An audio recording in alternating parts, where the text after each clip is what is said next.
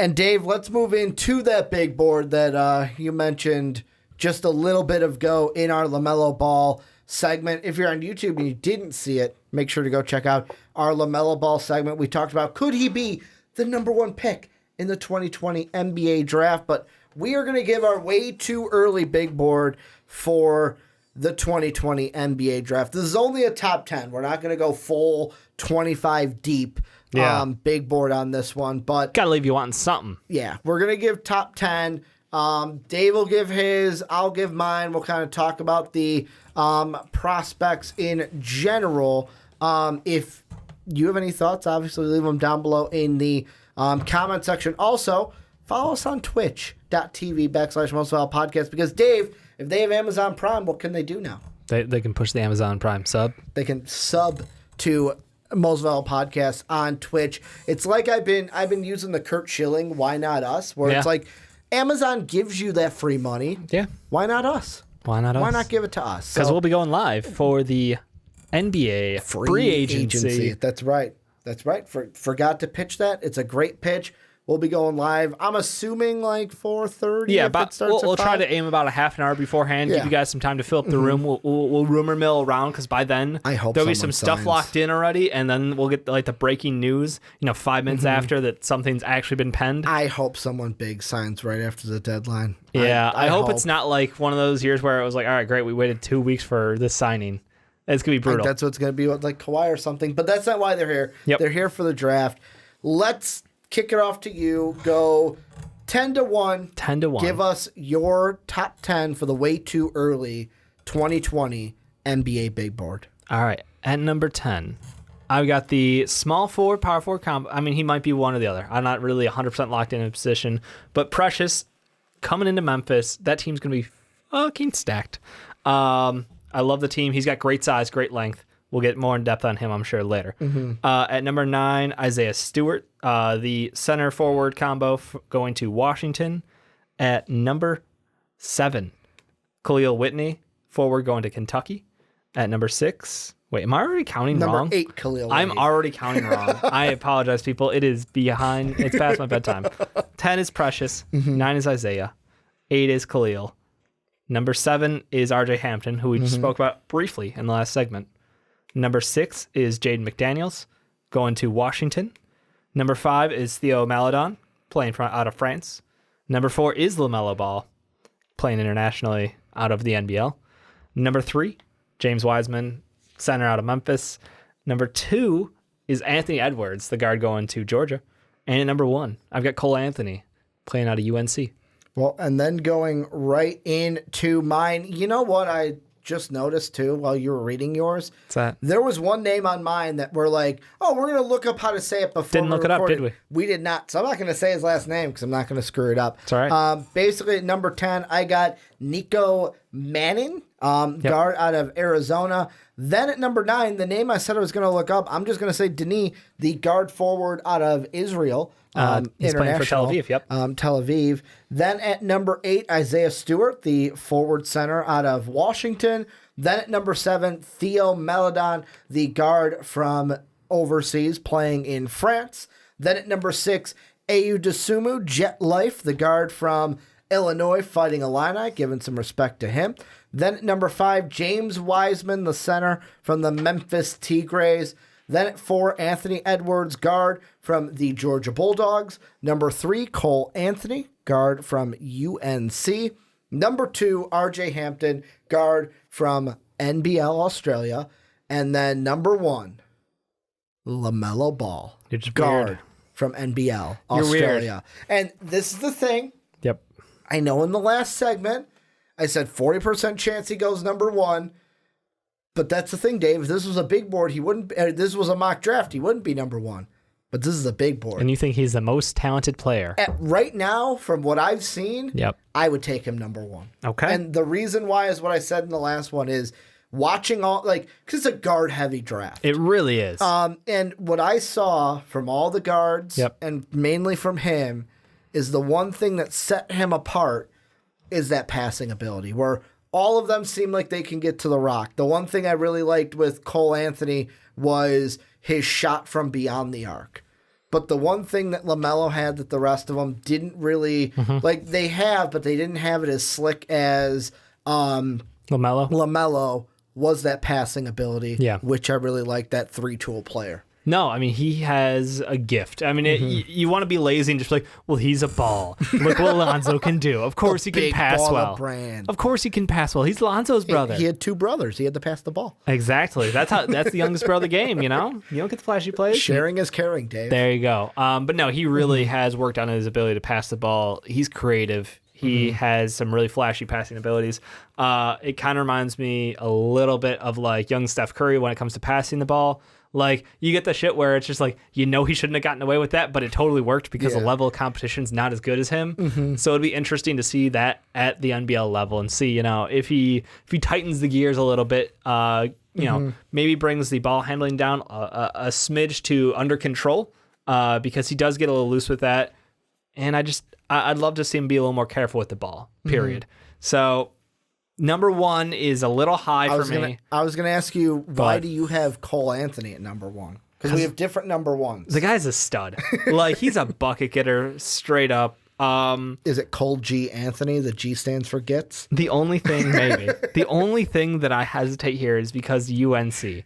Like, that's my big question mark, is playing for Roy. You put your soul in the box. That's it's only the basically Spurs. The college version. It's just UNC seems to find a way to, in the last couple of years, you are a system player. It's not, been known to translate the best talent to the NBA. A lot of people play much better at college at UNC than they do at the NBA level. Yeah. So that was a concern for me. But Cole Anthony, I've just been watching so much of his tape, and he's just explosive. He's athletic. He's got good enough size. I just see him translating to the next level so well, and I think he's going to absolutely kill it for Roy. And even with that, like, question marks of system fit, which I think is so critical, I still think he's just going to be an absolute star. Yeah, I mean, for me, the biggest thing that I liked from watching his tape, and I even have it going on my tablet while we're talking about him, is his shot. Yeah. And the thing I'm going to throw out there, because like you said, neither of us are shot doctors.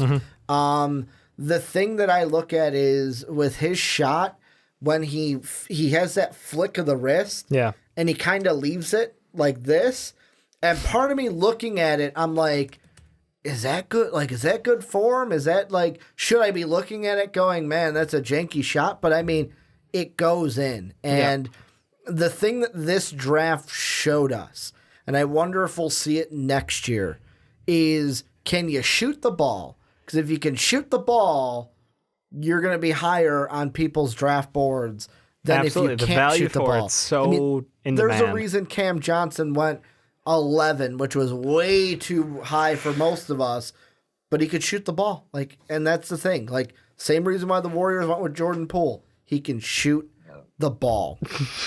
And, you just burp into that one.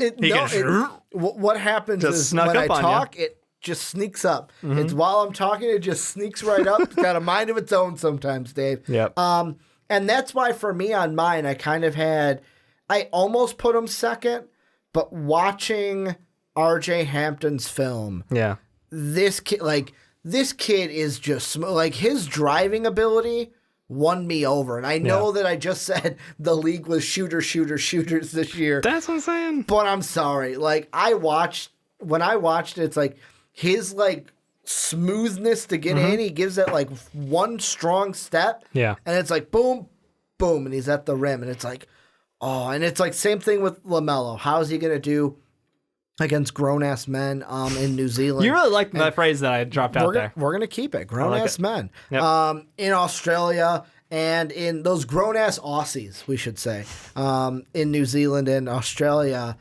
But it's like, the one thing is Cole Anthony, I saw a little bit more shooting. Yep. RJ Hampton, I saw more of driving. The big thing, though, and both you're higher on him than me, is what I kind of teased out at the end of the LaMelo segment of James Wiseman. And the thing that I just look at is with him, because I've got 4 guards ahead of him. You've got 2 guards ahead of him. I just think these guards, RJ, LaMelo, Cole, Anthony, they are going to separate themselves to where I almost feel like, and I don't know if this is me basing off of what we just saw, if Wiseman is going to be the number one pick, he either has to do what Zion did or what DeAndre Ayton did. It's hard to be a flashy center. Yeah, I can just say that. I mean, like, when you're a guard, you have the ball in your hands, you have control, you can finish with style, you can pass with style, you can score, you can have attitude out there. You are just have so much more opportunity. When you're a center, you're reliant on the rest of your team to dish you the ball, let you work in space, make sure the system's right for you. Are they going to be asking you to be a floor spacing center? Like, Wiseman has a good mid-range shot to him. Everything looks like, he should be offensively solid. He's more than just a rim runner. Is he going to be able to shoot the three? Because I know in the high school tape, he's shooting threes, but that high school three is not as it's not quite as, there. I mean, we may see him take one or two, the same way that like DeAndre Ayton took a couple in college, and that's going to be fine. I don't think he's going to be, out there dropping Lowry numbers from the outside, his early season before they forced him to play inside for no fucking reason. Don't get me started on that. Dave started to hate. Not tonight's rant, ladies and gentlemen. Not tonight's rant. But no, Wiseman. I mean, he's a 7-footer with good athleticism, really good athleticism, solid footwork. Really, just comes down to DeAndre Ayton took 0.1 threes per game. Yep, sounds about right. Sounds about right. How many did he make, Dave? 0? Yep, that's what it says. It says 0. Oh, no, that's in the NBA. Yeah, I was going to say. College. In college, he definitely took threes. I'm like, that seems because everyone wrong. was like, That's why the didn't he NBA. take threes in the NBA? You're on the Suns. It's not like it matters. That's the NBA. I got to pull up the college stats. I'll do that. God. Go ahead. So, yeah, I think Wiseman, just for the fact that he's a 7-footer, I've heard like somebody comment saying like, he's a better version of Jackson Hayes. I was like, I don't really see that straight up comparison. But no, I just think he's a physically built NBA ready player. And had the rule been in place where you can go from high school to the NBA, he would have been there. Absolutely. So I like him. I think that he's still got a lot of room to grow defensively from an awareness standpoint. He's a decent shot blocker. I think he can get better at it. I think his positioning can improve defensively. He makes up for it because he has good length on him, and he's pretty quick moving. But if he can just work on his timing, work on his positioning, he has a chance to be really something special. And the thing I will throw out there, first off, DeAndre Ayton averaged 1 3 per game in college, and he hit 34% of them. Yeah, that's exactly that could absolutely be worth it. I knew it seemed wrong because I'm like, I don't remember watching college film where he shot threes. That's weird that he didn't average a lot. I mean, just enough to make them come out and guard you on the perimeter, and you can drive. And I wonder the fact too that like the thing that I think about when it comes to Wiseman also is. Almost like I'm thinking the Zion RJ Cam effect of like, I know it's not they were different. It was 1, 2, and 5. Yeah.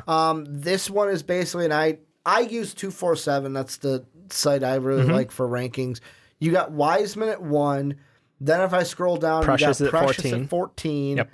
And then I think they had one more recruit. Boogie. Boogie, who's at 37. Yep. It's a little disrespectful, but. And they have DJ Jeffries, who is 48. I wonder with this team, if they make a run they are loaded. A good team and they have the same kind of hype around them that like a Duke had and this Lester year. 56.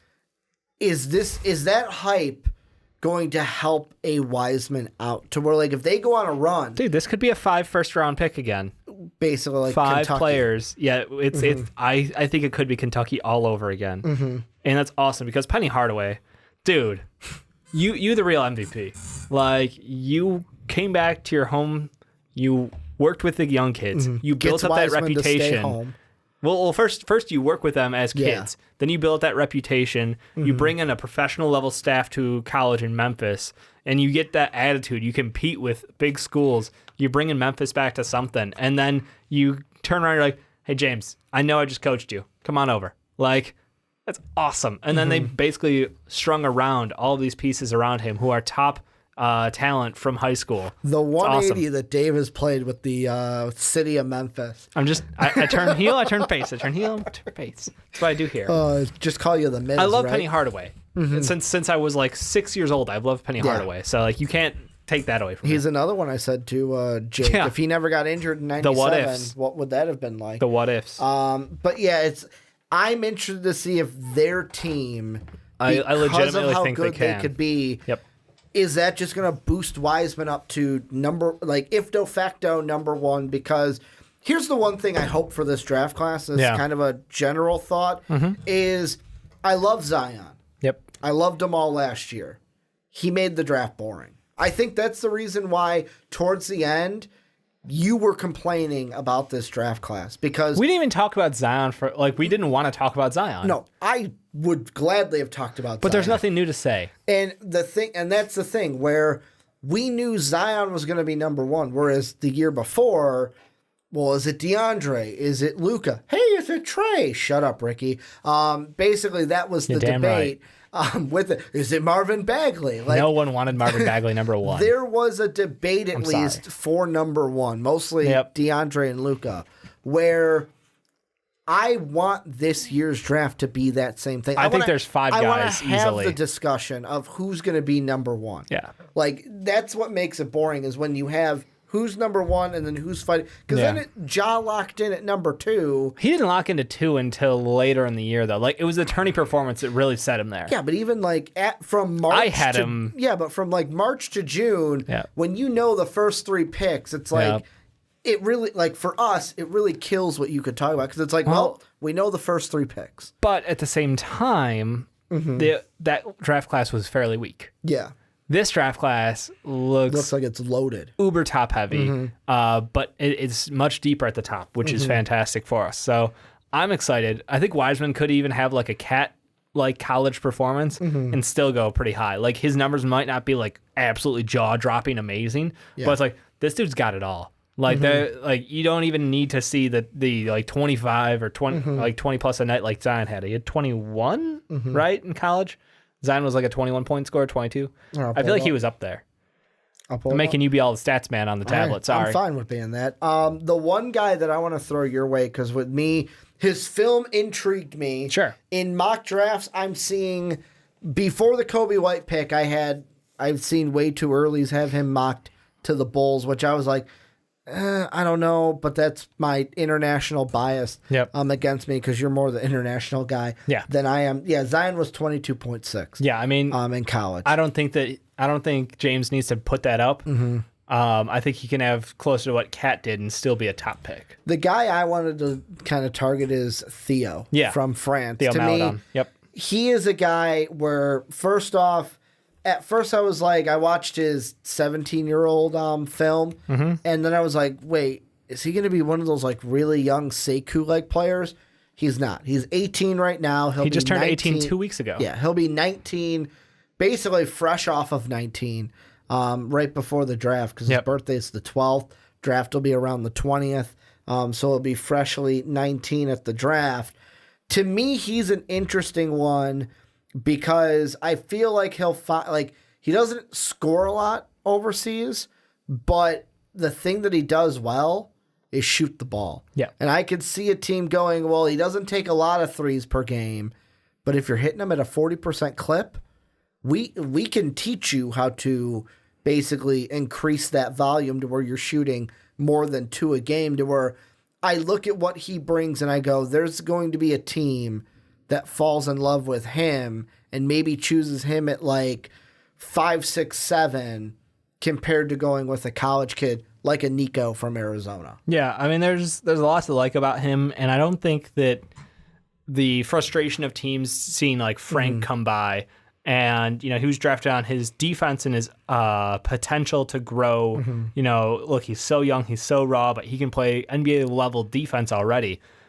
And it seems like teams gave up on that quickly, and it's hard to put out a pure defender who hasn't got an NBA level of offense at all. And he's worked on it, but it's still not quite where people want it to be, and that's fair.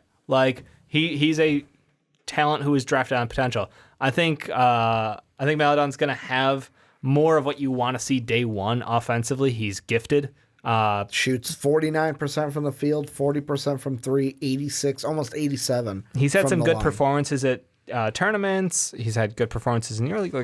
There's a lot to like about him. He's not the most accomplished player, but I think he's going to be good talent. I think he's going to be taken fairly highly because he has good size.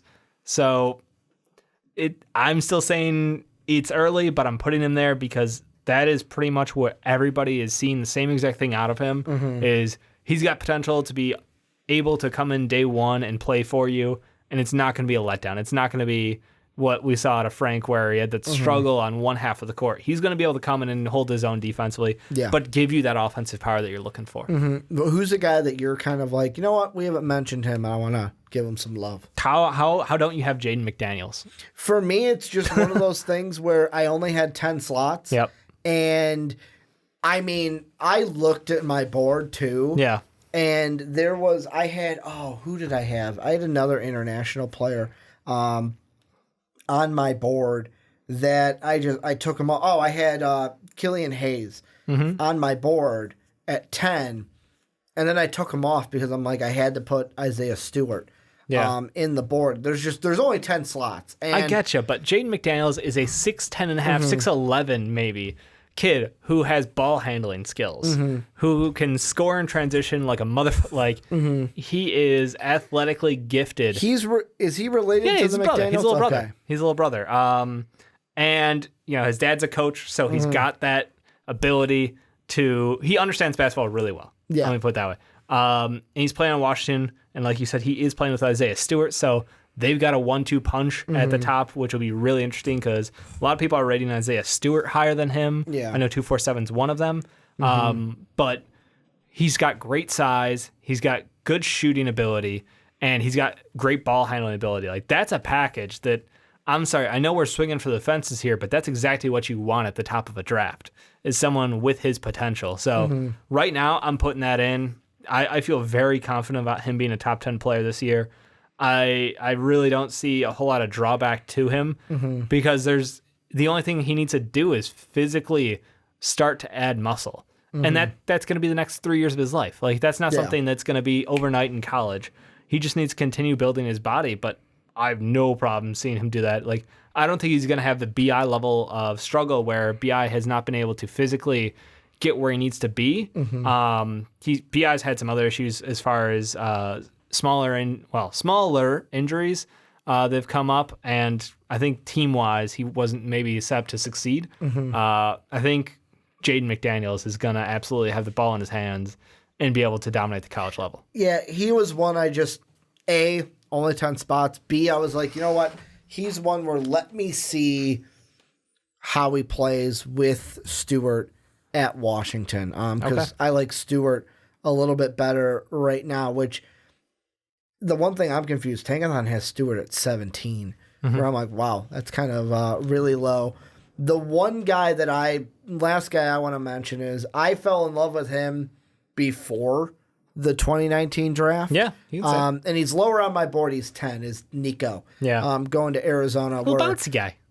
The first time I watched this film, I was like, I want the Bulls to draft him. I want him in a Bulls uniform. I don't know. Just white point guards. I think it's Archie Diacono that made me fall in love with that. Captain Kirk. Well, we got Captain Kirk. We grew up on Captain Kirk. We got Archie Diacono. Archie Diacono now, which Bulls fans... Archie Diacono. Put some respect on his whole name. Getting mad at people think Sean. his first name is Archie. Archie Diacono. Could you imagine if his name was Archie Diacono? No, if his name was just Archie first name and Diacono last name, that's what people think. That's right. So Ryan Archie Diacono. Yeah. Villanova. Yeah. Villanova. But Bulls fans getting mad at Sean for saying that Archie Diacono sucked. Yeah, that was pretty funny. Dave's one that we got to get you that city jersey, man. I go for the custom city jersey for him. Archie Diacono. But like back. Walt Lemon Jr. also, whatever. Well, the back would just say poo. Poo. That's what the back would say. But like, yeah, this Nico, he can drive, he can shoot. The only thing I wonder is this year, is he going to get covered by, masked by all these guards? He's not a big guy. Arizona's got a lot of talent this year, it looks like.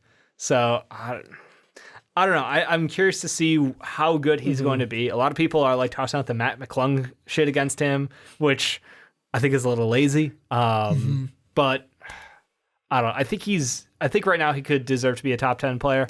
I didn't have him on mine. I was going for a lot of guys with a lot of upside. Like Precious is one where he's 6'9" with a 7'2" wingspan. Like, he's got all the physical attributes to be a top end player at the NBA level. Also got Whitty from Kentucky. Whitty, yeah. or Whitney. Yeah, I say not Whitney I was like Jeff Whitney. It's Whitney. You got me. I was confused. Like, Whitney. Yeah, Khalil Whitney. I'm going on that Jeff Whitney from Kansas. Khalil Whitney. He was a kid, grew up in Chicago, moved out basically to go get some real level of high school basketball. Sorry, it is what it is. It's Simeon and the rest. But he's like 6'7", 200 pounds. He's got good size, good speed. Offensively, he looks really good. And I think that he's someone who at Kentucky can carry that offensive load. Super excited about that. But, I mean, it's kind of fun because we've got a couple guys from Memphis. We've got a couple guys at Washington. You know, we got these guys pairing up. I think that's the new thing, man, and I'm okay with that. I love it. I just wonder if, one of the guys who, I guess last year we had a couple of guys who paired up, not quite this high, but Quentin Grimes and Dotson paired up, and both of them underperformed, and they're back in college. Grimes looks like he's in the transfer portal. He hasn't decided as we record this today. I think you guys did a topic about him last week. Yeah, he's deciding between Houston and Texas A&M. Yeah, and that'll be exciting. And Dotson is returning to Kansas, I'm fairly sure, right? So one more time. Dotson is returning? Yeah. Yep. I misread this article. It's a month old. But I saw the word withdraw, and I was like, he withdrew his name from the transfer portal? And no, he withdrew from the draft. Yeah. I was like, why is that the top thing on? So pairing up's not always the best option, but I think that was more fit of style versus, not working out together. So I have high hopes for Grimes still. I know gave me a shout out. Dave's got hopes. But yeah, I think that pretty much wraps it. Like, there were a couple guys who were just outside of my top 10. Boogie Ellis is one who you wanted to put him in. I want to put him in over Precious. Give him respect. But Precious he's got the body for an NBA, just an absolute monster. Boogie's undersized. He's 6'3", like Cole Anthony is. But Cole has such a great offensive game. Obviously, that's why I've got him 1. Boogie's got a lot of room to grow, and sometimes he can be a greedy ball handler. So I want to see him work with that team at Memphis. Like, that's one of the things you talked about, sharing the ball. Is that going to be a problem or a benefit to James Wiseman? Yeah. I think Boogie is going to be that kind of, like, we're going to see he's a combo guard out there. Can he share? Will that ball move? Or are we going to see some issues where it's like he's going to run the second unit really well and be that scoring punch for them? The last thing I want to mention, and this doesn't need a huge discussion, I just want to throw it out there. Sure. When we get to a year from now, we will be looking at Tyus Jones going, man, you should have came out in 2019, man. And the reason why I say that is... Tyus Jones? Yes. From Duke? Yeah, but like, why? Because what I think is going to happen is he is going to go lower. We're going to have a Daniel Gafford situation. Okay. He's going to go lower than he would have in 2019 because there's going to be more. There's going to be more point guards. There are going to be more guards in this draft to where it was like, wow, you could have went to the Celtics at, 20, and there's a possibility. I could see him falling just because it's like there's the supply is more, so the demand might be a little less. I agree. I mean, he is getting 2 great front court guys in Vernon Carey and Matthew Hart. Yeah. So he gets a top 10 center. Yeah. Or a top 10 rated center from this 247 starts mock. I'm sorry, big board. I'm just done with mock season, man. I gotta put mock season behind me for a couple months. Yeah, mocks, big boards. It's big board time. We're on the PTP. Dave speaks big boards. But I mean, that's just one thing where I have a gut feeling that it's going to be a Gafford situation of, you know what? There's just more people to compare you to. Where last year there was a divide where he wasn't in the Carson Edwards and the Tremont Waters discussion. He was towards he was above the top where he was closer to Ty Jerome. Basically, yeah, where it was he was a young Ty Jerome. He was above Ty Jerome in Adam right behind him. But this is where you guys come in. Let us know what you guys think, obviously, down below. What are your big boards? What are you thinking about these prospects? Because this, Dave, marks the official start of our 2020 NBA basketball coverage. 2019-2020 season. Yeah, but the 2020 draft. This is the first one, the first video we get for the 2020 NBA draft. So this starts, an old man. This starts the beginning of it, Dave. The road starts now to the 2020 NBA draft. Let us know what you guys think down below.